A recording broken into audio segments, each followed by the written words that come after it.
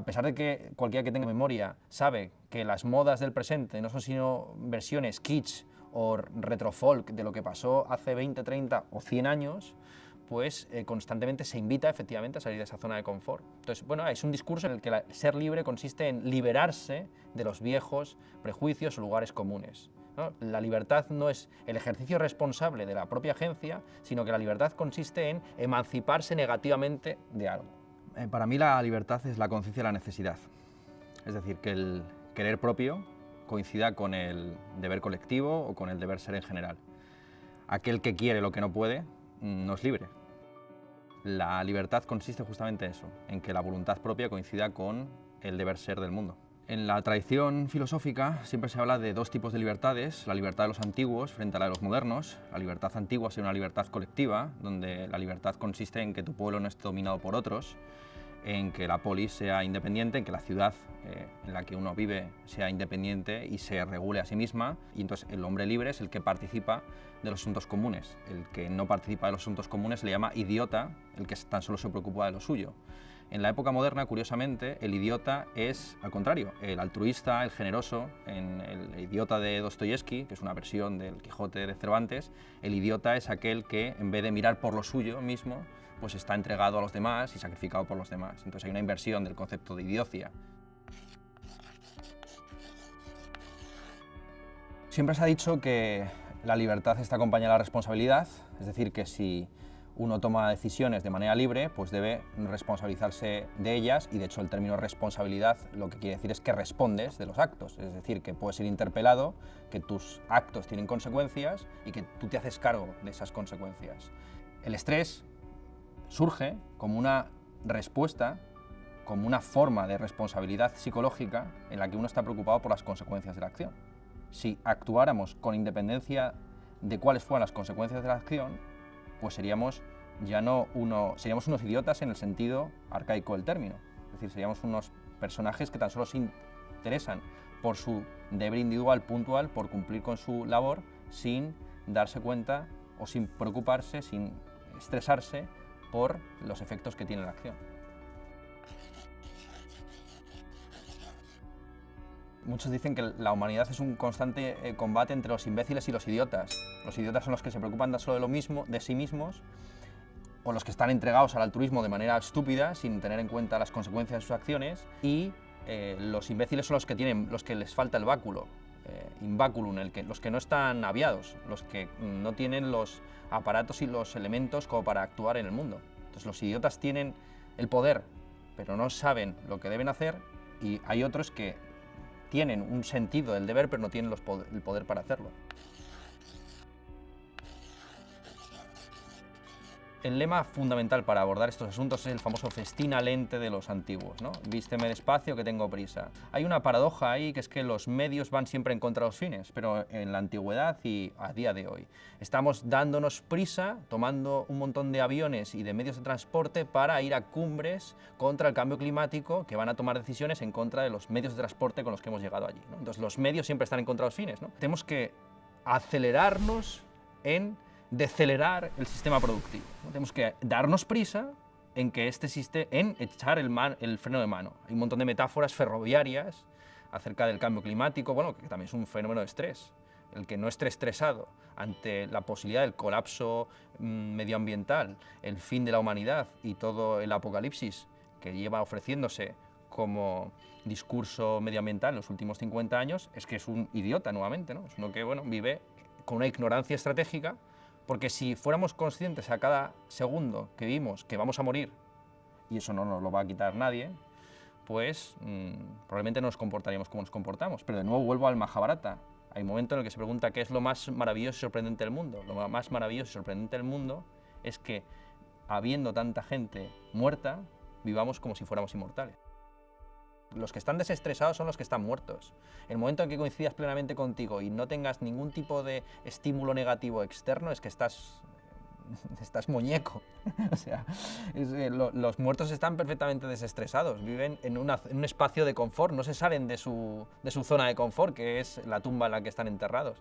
Estar vivo es estar abocado inevitablemente a esa angustia, para empezar, de que te vas a morir. Y por lo tanto que vas a tener que tomar decisiones, y que aquello por lo que eliges también te pesa como una carga, te pesa como un destino.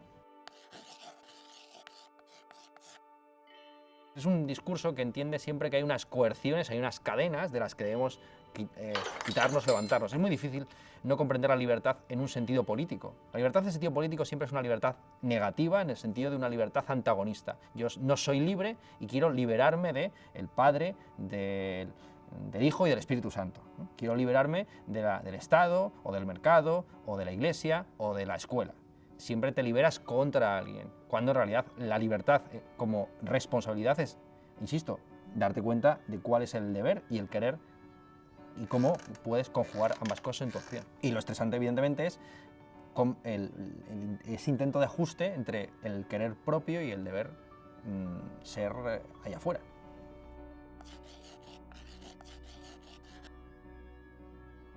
La forma de escapar de ese estrés meritocrático es desmontar la ideología del mérito, de que lo que tenemos lo merecemos. No merecemos la mayor parte de las cosas que tenemos, empezando por la lengua y el país en el que nacemos.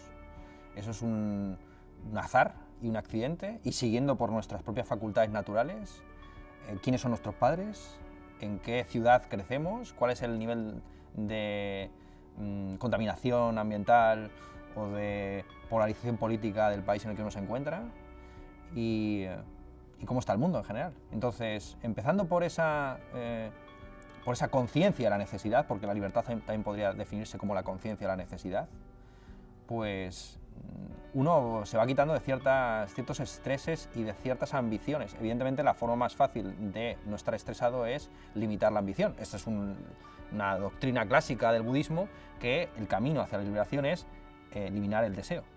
La fuente de todo malestar es que deseamos lo que no tenemos. El que es pobre pero no desea nada es más rico que el que tiene millones pero sigue queriendo más cosas, ¿no? Entonces, como vimos al fin y al cabo en una sociedad, todas las sociedades lo son así, prometeica, que busca siempre más de lo que tiene, pues estamos constantemente en esa insatisfacción, en esa tensión constante entre la angustia y el estrés, ¿no? Entonces, cuando no lo tienes estás angustiado y cuando lo tienes estás estresado por perderlo. Si te desapegas de todo, de lo que tienes y lo que no tienes, y ya vives un poco al azar y a lo que va viniendo y cómo te va pegando el aire, pues supongo que... Pero bueno, hay también muchas enfermedades o muchos de estos traumas o trastornos que ya no se pueden curar con la filosofía. Yo también digo que la filosofía no sirve para todo. En ese sentido, hay muchas de estas patologías que ya son irreversibles, pero porque forman parte del mundo en el que vivimos. Entonces, el mundo en el que vivimos requiere de mucha competencia y de mucho ensayo y error, donde un montón de individuos son desechados como escoria, como basura social, para la selección de unos pocos privilegiados o que van a escalar en esa escalera presuntamente meritocrática hacia los puestos de poder, responsabilidad y riqueza. Y es muy difícil, en realidad, escapar de la ideología meritocrática, porque uno de los pocos incentivos que tenemos para actuar es que pensamos que nuestras acciones tienen consecuencias y que las cosas que buscamos por medio de la acción se consiguen. En el fondo, aunque uno sea consciente de que es más importante los amigos que tienes que el mérito individual, pues lo único que tú puedes cambiar en el fondo es el mérito individual. O sea, al final lo único que puedes cambiar es lo que tú haces, si te levantas a las 8 de la mañana o a las 9 de la mañana o te quedas todo el día durmiendo. A lo que nos enfrentamos con las políticas neoliberales desde los años 80 en adelante, en los últimos casi 50 años, es a una destrucción y atomización de la sociedad en los niveles clásicos del sindicato, la empresa, etc., y una reterritorialización, una rearticulación moral en el campo familiar e individual. Entonces, la famosa frase de Margaret Thatcher es un ejemplo perfecto. No existe la sociedad, solo existen los individuos y sus familias. Entonces, una remoralización del individuo. Y en eso consiste el estrés. Un lema clásico del 15M del que todavía me acuerdo es: no vayas al psiquiatra, funda un sindicato. Un lema romano clásico es este de Societas delinquere non potest. La sociedad no puede delinquir. No existe la culpa colectiva. La culpa colectiva es como se entendía tradicionalmente el pecado y la redención. Tú cometías un crimen y no solamente se te castigaba a ti, sino que se castigaba a tus hijos y a los hijos de los hijos. Entonces, es inevitable que haya una privatización del estrés y una privatización de la responsabilidad y de la culpabilidad. Porque lo contrario sería volver a esas versiones primitivas y bárbaras donde hay una culpabilidad colectiva que se expía o bien simplemente con unas metáforas y con unos sacrificios rituales o de una manera muy concreta que es haciendo que paguen justos por pecadores.